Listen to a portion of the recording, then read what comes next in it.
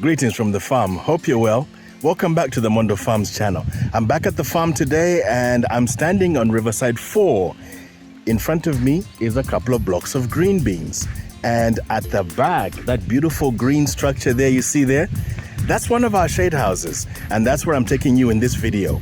We're going to be talking about cauliflower. Yes, cauliflower made a comeback to our farm. Now, this is one of the crops that we started everything with back in the winter of 2020. We've had some ups and downs with cauliflower and other brassicas, as some of you may already know, but it's a high value crop. And we had to make a decision and to grow some cauliflower. And that is the story of this particular video. We're going to tell you how we grew it and some of the issues that we faced along the way and tell you a little bit more about cauliflower. Stay with us.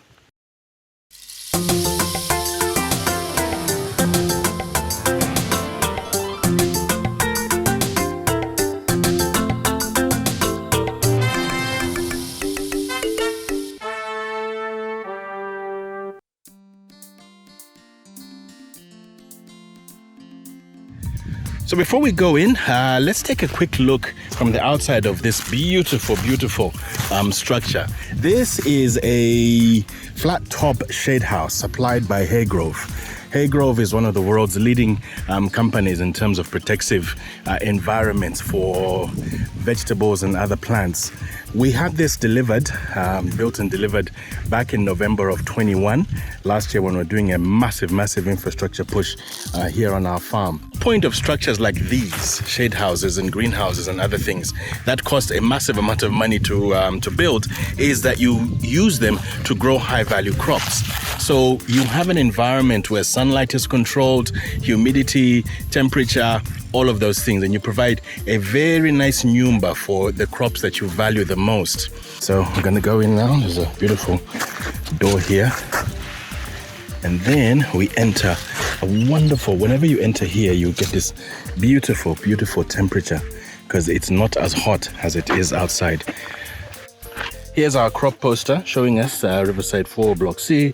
This is cauliflower, a variety that we really like here on our farm. It's called Wallaby by Star Cares, and it's an OPV. Yes, an OPV. Wallaby performs arguably better than some of the hybrids that we've tried out. So last year, when we were doing a lot of brassicas, the broccolis, the cabbages, and the cauliflower, of course, lettuce, I decided to focus a lot on Wallaby, and I bought a big tin that we had taken to our growers. When we had our disaster in October, when the Diamond Back Moth came in and basically showed us who's boss, if you know what I mean, we still had like a half tin of the Wallaby seeds that I had bought from Star Cares earlier in the year. So I asked our grower in another part of Chongwe, Silverest, to grow them for us, and we knew that we would be able to bring them into this shade house. Let's talk about why we went back into cauliflower. A little bit of history. The first crop that we put in here after the shade house was built was some cucumber. And as you know, everything's all good. We'd spend all the money and everything. And the cucumber died. It was a disastrous crop. It was just a problem. So for many months, this shade house was basically dormant. We were doing the other rain season crops, the soya beans and the maize and the other stuff, and starting our onion program. And then we said, okay, we have to come back into the shade house and put something in there. Different crops have got different properties, and some of them help to clean out the soil. And one of the things about brassicas is that it does help you a little bit, and also it's a high value crop, so we could actually grow a crop in here to take a few months, let the soil sort of regenerate and rest from the damage and all the challenges that we had, and then come in with something that could work. And that's how we ended up back into the world of cauliflower.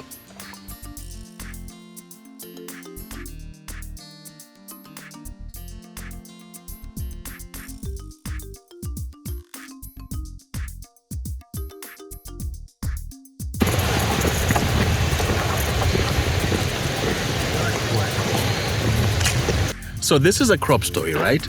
And you know, a crop story here on Mondo Farms channel is where we tell you the story of a crop. We normally start at the beginning of the crop and then we come to an important milestone. Milestone today is we're taking our first cut harvest of some of the cauliflower heads that are actually ready. And they're not that many, but we've learned a lesson over the years that don't wait for everything to get ready. There's too much, time going to be taken, and then you lose those first heads. So we'll take them, show them to our agents at the market, and give them a promise of things to come. So the first stage in every crop story, we like to start at the very beginning.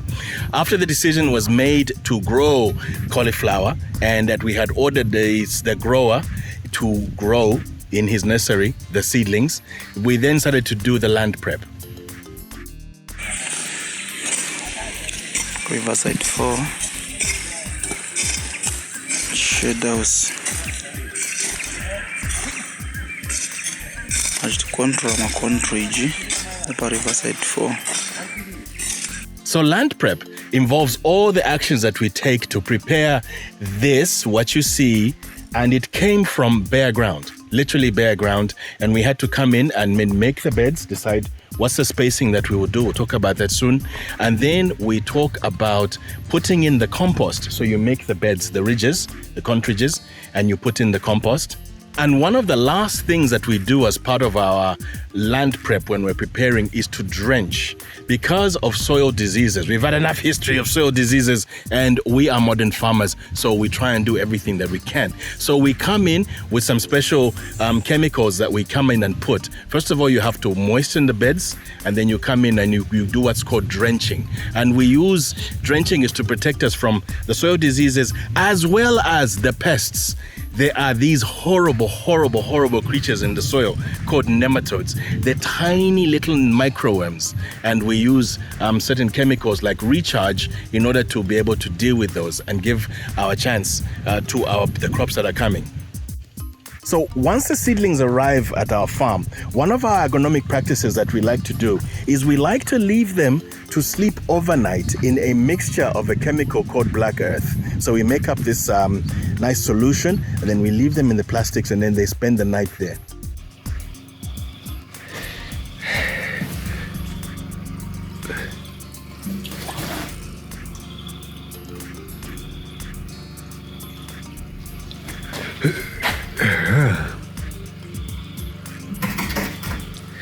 So then time you start transplanting tempo?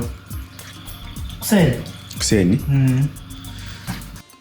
And then the following day, it's time to transplant. So the team comes in and they take up the rows and lines, as you can see here, and then they are literally putting the seedlings into the ground.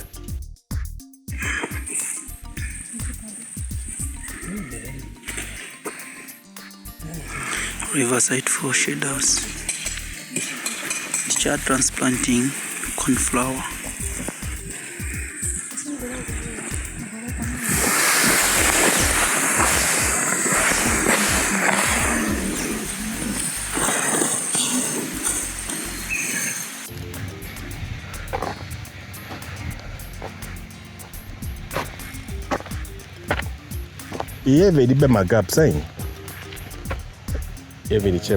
Last time with the cucumbers, we had my species because we were with my variety. Chani, my dancing, then my agrotech. So imagine yourself as a little seedling. 1 minute you have germinated and you are happy, you are in a nursery. You're being fed all the time, you have nap time, etc. You know, that kind of thing, right? Life is good, you're in a little seedling tray, you're all by yourself, everything's fine. Then they pull you out of the seedling tray, transport you, sleep you overnight in this black liquid, and then they bring you here. And they say, this is your new home. You're a grown-up now. Grow up, grow up, grow up. Oh, they need help, don't they? We're farmers, horticultural farmers. We grow vegetables. So one of the things that we do is to start with, after the seedlings have recovered from what's called transplant shock, one of the first things we do is we start with the fertilizer that allows them to have more phosphorus. Phosphorus is what plants need for root development and root establishment.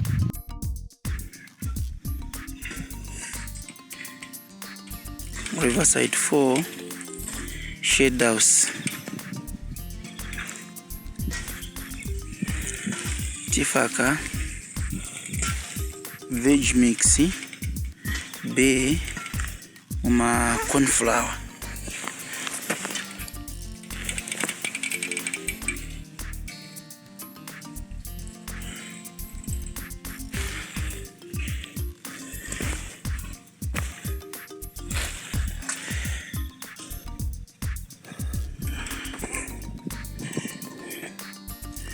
Ya masiriza ka ya no ivala bwino manini.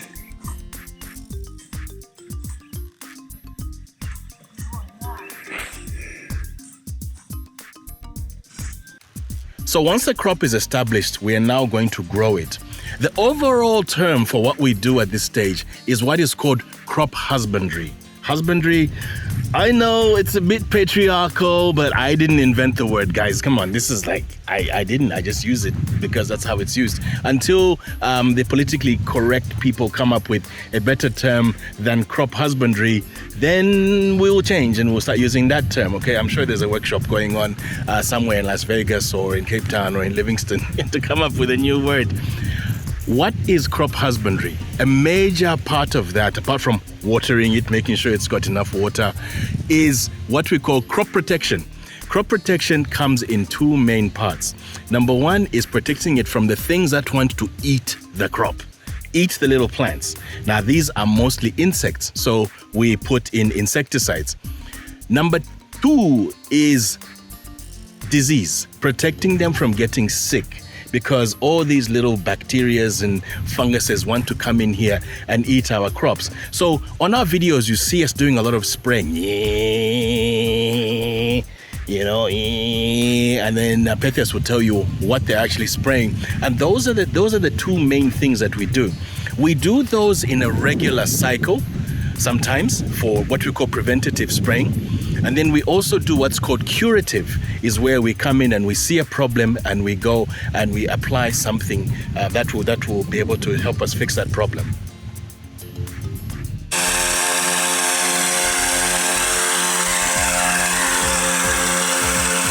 Riverside for shadehouse. This spraying a foliar fertilizer, agrofit plus.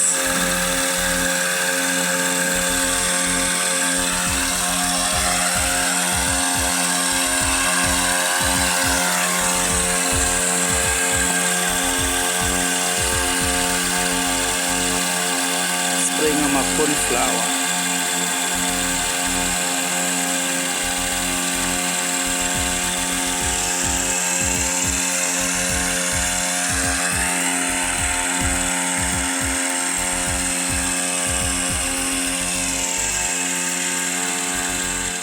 And as our crop here was growing, at a certain point we noticed a problem with a certain area that wasn't growing as well as the rest of them. And we had to basically swing into action to figure out what's going on.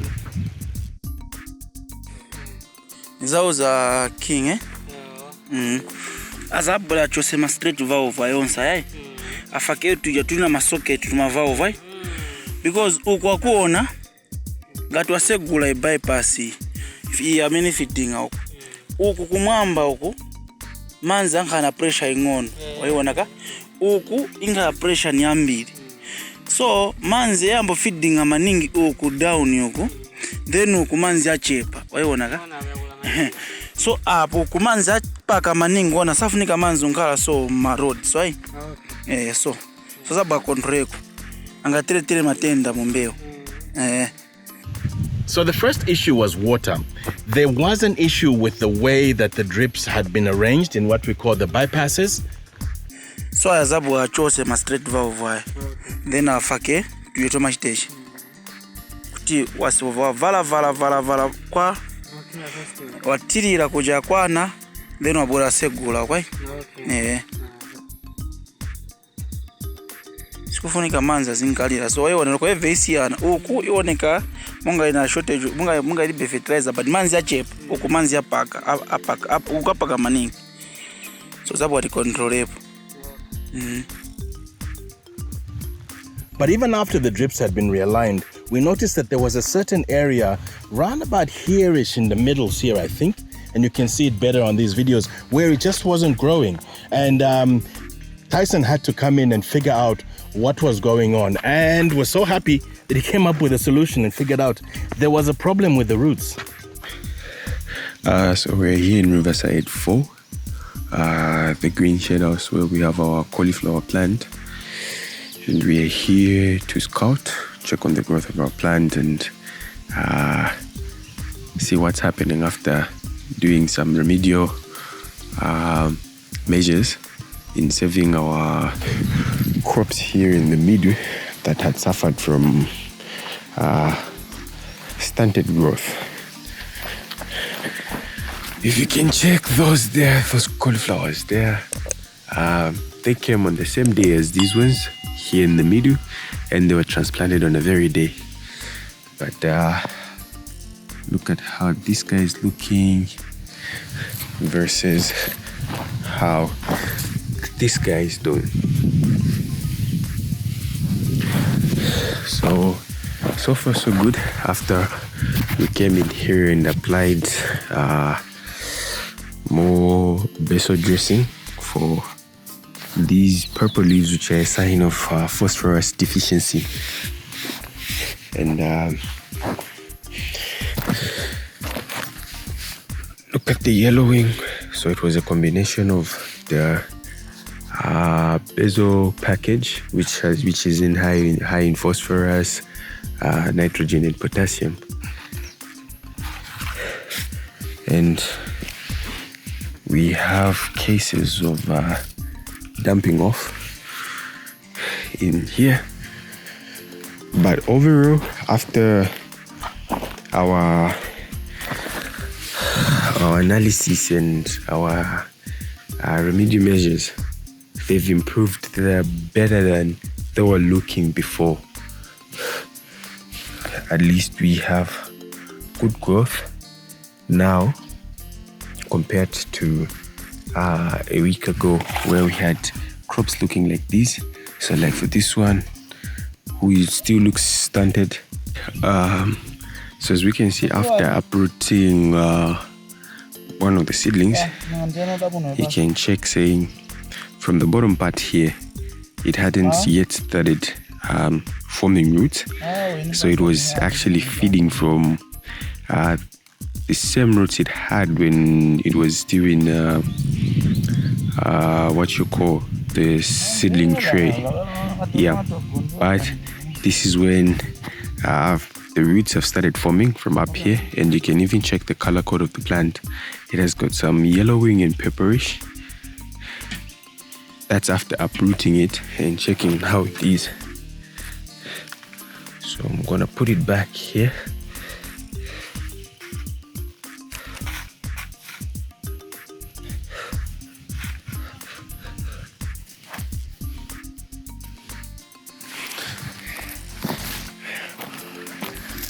Try to remove another one.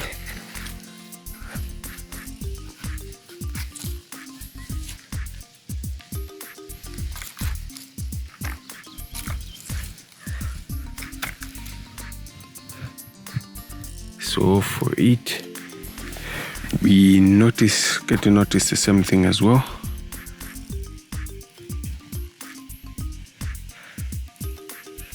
This is when the plant is starting to form roots here, hence it not feeding. As you can see, it tells why it's stunted like this. There isn't enough food, so it's not getting enough food as it should from the ground, or from the soils rather.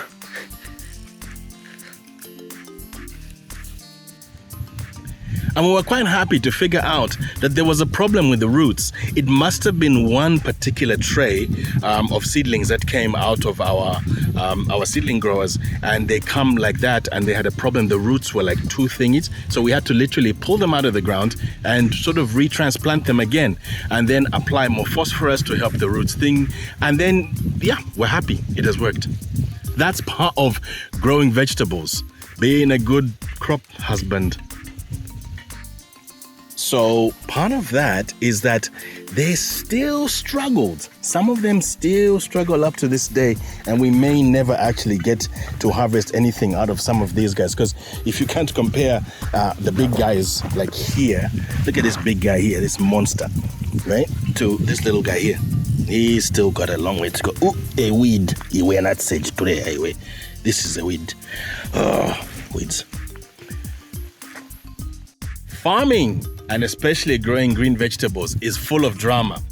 So after the whole root-bound issue was done, we thought, okay, we're fine. But we've been experienced for a while. We know that it's never that easy. When you're doing farming, there will always be a challenge. And true to form, we soon had a visit from an old friend, DBM. So we are here in the shadehouse, Riverside 4 shade net, where we are doing our scouting in our cauliflower crops and checking the progress on how they're doing. So far, the guys that were ill are looking better now. They've changed to a different color from a yellowish, pepperish color to green now, and we are having growth here. You can see here,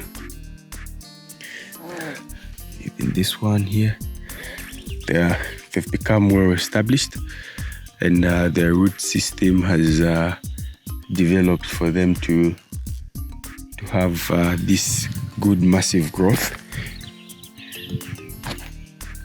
I'm here with our supervisor, Mr. Skantiwa. Bamdala.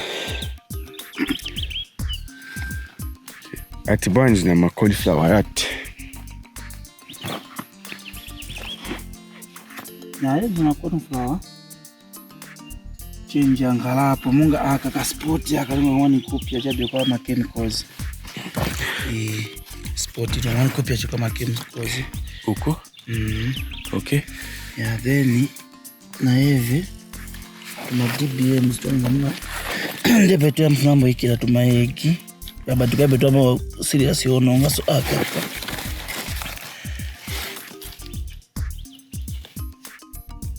Okay. There it is, Kanyamuleni.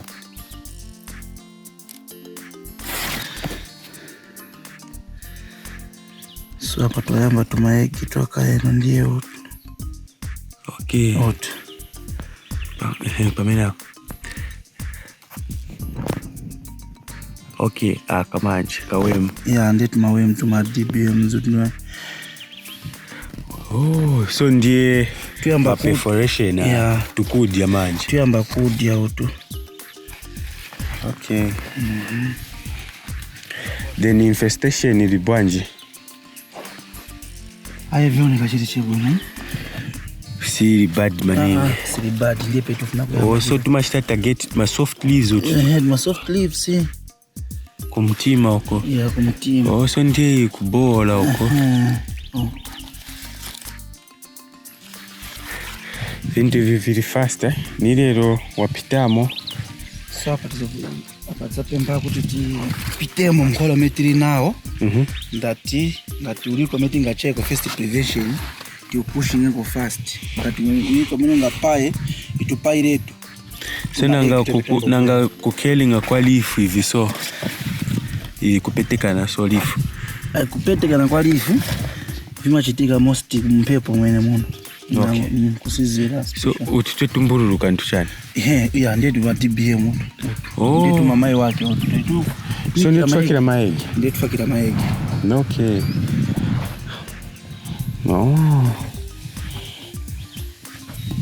But generally crop here very shabebu. Crop here very shabebu. Osa pachetifunika kushita ni kubwelela moto na chintu chili strong. So that tisangale na massive infestation monosmamen. Amen. Okay. So we're here at Riverside 4 Block C, cauliflower, where we have our cauliflower plants. The variety is Wallaby, and these are our beautiful cauliflower plants, and our guy there is spraying an insecticide, a UPL insecticide, Doom, which is a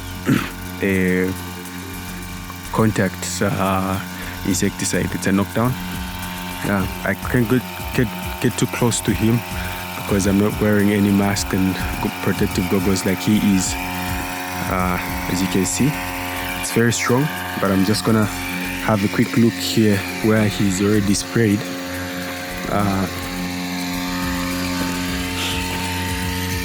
This oily waxy layer, that's neem side, which contains neem oil.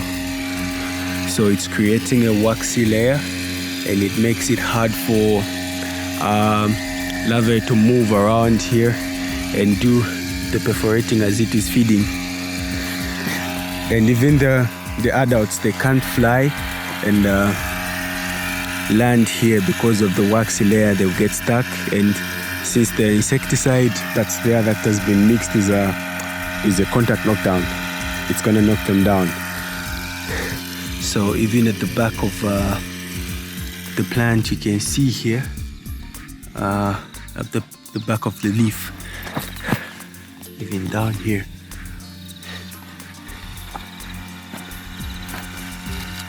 So the reason why we are spraying this insecticide is because of what we spotted in here.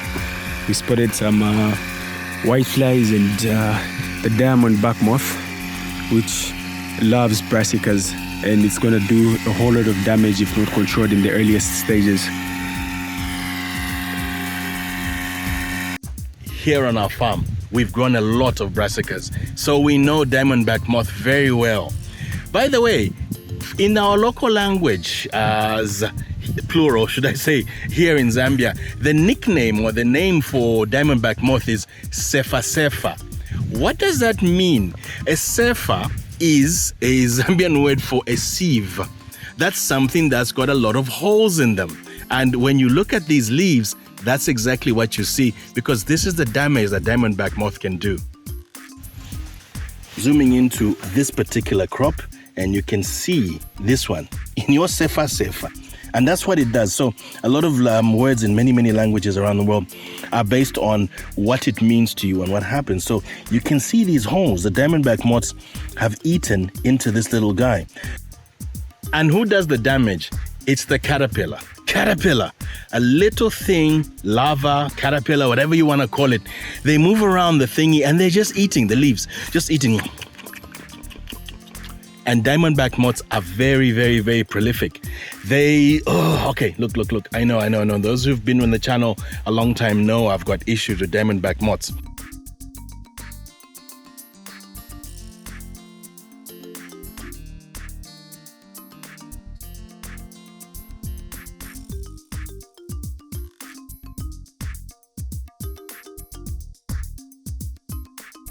Diamond Back Moth can devastate a brassica crop very quickly. The thing is, that thing reproduces too much. It has no family planning. It is a problem. And that's why we had to move in as quickly as we could. And we've been coming back in here periodically. Each time we see a small little Diamond Back Moth, infestations are back, we spray again. We've sprayed chemical insecticides. We've sprayed organic insecticides. We'll keep spraying.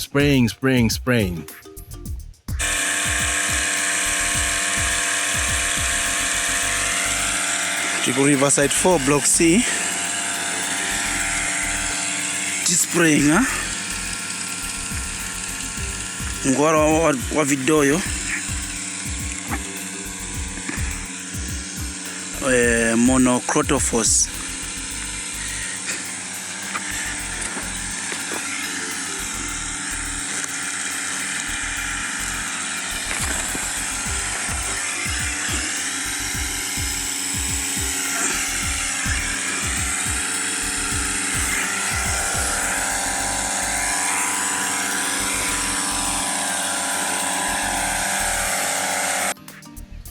So there's still a few of the Diamond Back Moths around. I think you can see a couple of them flying around. There's one actually. Where? Iwe. There it is. I hope you can catch that. Where is she? Iwe. Hope she's not the she, because she's a problem for us. They're the ones that lay the eggs. Mind you, the he's provide the spermatozoa, so I guess it's just a problem against the whole species. So we feel reasonably confident that we've been able to control the problem as much as we can. And now that we've reached the stage of harvesting, we're okay. We're okay. We'll keep spraying. I mean, we did spray in here with Neemside on Tuesday, and today is Friday, and yet they're still back because those things are resilient. So we got back to the cauliflower, and we had exactly the same challenges that we had before with the Diamond Back Moth, but we were able to handle it. Look, this is part of farming. If you go into farming and expect never to have challenges with insects, with disease, with water, with drought, with rainfall, and all of this, that's like getting married and expecting a fairy tale happily ever after. No, kubako real. Farming, mwariva machushi, but also mwariva happiness and joy. You get a harvest, you make a little bit of money. You feed the world. Hey, what more could you ask for? Okay, Arsenal to win the league in my lifetime soon. So here is where they harvested the little harvest that we're doing today, taking to market. And so they've taken out what I was going to show you. I'm sure there's some other heads in there somewhere. Oh, here's a head. Hello, cauliflower heady. Hello, cauliflower. How are you, cauliflower? How are you, cauli? Hello. So that's one of the cauliflower heads. If you know cauliflowers, you know broccolis, they're very similar. It's basically that one makes a white head and the other one makes a green head. I bet you there's something in here. And oh, there it is. Hello, you alright? You alright? Can you see me? Hello. Where are you? Can you see that? Yeah, there he is, little baby cauliflower head, eh? Oh, see you soon, eh? See you soon. I will come and chomp on you. So a quick look at the layouts of how we actually lay out our cauliflower crops when we grow them. So the beds are 1 meter apart. The center of each one would be 1 meter apart. We have 2 drip lines. Why 2 drip lines and not 2 and not 1? Because we have very sandy soil. Our sandy soil means that the water percolates and runs away very quickly. So we find that putting the 2 drip lines actually helps us quite a bit. Let's talk about how we actually plant and lay out the cauliflowers. Here's a little one of the ones that didn't grow, and another one, and another one. And we use a diagonal pattern going all the way along. And then the spacing along each line on each side is about 50 for cauliflower. Why 50 for cauliflower? Because of the way that the head grows, that the bush grows. It's very bushy. So this whole guy needs a lot of room to express himself. And you can actually see one of the challenges that this guy is overshadowing this one. So this little guy will only grow when this guy is taken out. Some of the other ones around him have had some space. This is the area I was talking about where there was very slow growth in this area. So that's a very quick look at our cauliflower crop, our first crop of a long time, and it's been reasonably successful, as one might see. A little bit of challenges here and there, quality of the seedlings, root issues. We've had a visit from the Diamond Back Moth, but we dealt with him, and we're now starting to harvest. So over the next couple of weeks, all of these guys will be coming out as the heads form and we take them to market. High value crop cauliflower, very worth it. It is part of our strategy, as I always say. My name is Chisha Folotia. I own and operate Mondo Farms. Our first farm is called Winterthorn. It's on the outskirts of Chongwe. We grow vegetables, all sorts of vegetables, mainly onion. Now, that's part of our strategy, but also high value crops like cauliflower and sweet and red and yellow peppers and things like that. We always like to share here on the Mondo Farms channel about our journey. And if you are one of those people that's into farming here in Africa, vegetable farming in general, wherever you are in the world, then please like the video. If you think this video was all good, like the video, that's by pressing the thumbs up button. You can also share this video with other people that, you know, like this kind of thing, that you think will appreciate it. And you can also subscribe to the channel. So when you press the subscribe button, then you press the ding, the bell icon, and YouTube will always let you know when we produce yet another video. We like to do a video around about every 5 to 7 to 10 days or so, as we share all our stories about all the things and activities that we do here on the farm, and in the hopes of encouraging and sort of educating and enlightening people all across the globe. It's wonderful each time you do visit us and watch and take time to watch this videos that we do. I'm really enjoying the journey, and it's taught me a lot about farming, because when I'm having to explain to people and share with you guys on the channel, then it makes me think about what we're doing. And it also helps me when I'm watching these videos. I really have to review the videos, the updates that I get from Tyson and Pethias here on the farm, and it helps me to really see things in focus. I'll see you soon. I know, Kuya. I gotta go see something else going on at the farm, the other side of the farm, where we are planting some cucumbers. So gotta go and check on the guys there before I head home and get some lunch. Shale nipo. Naya. Bye.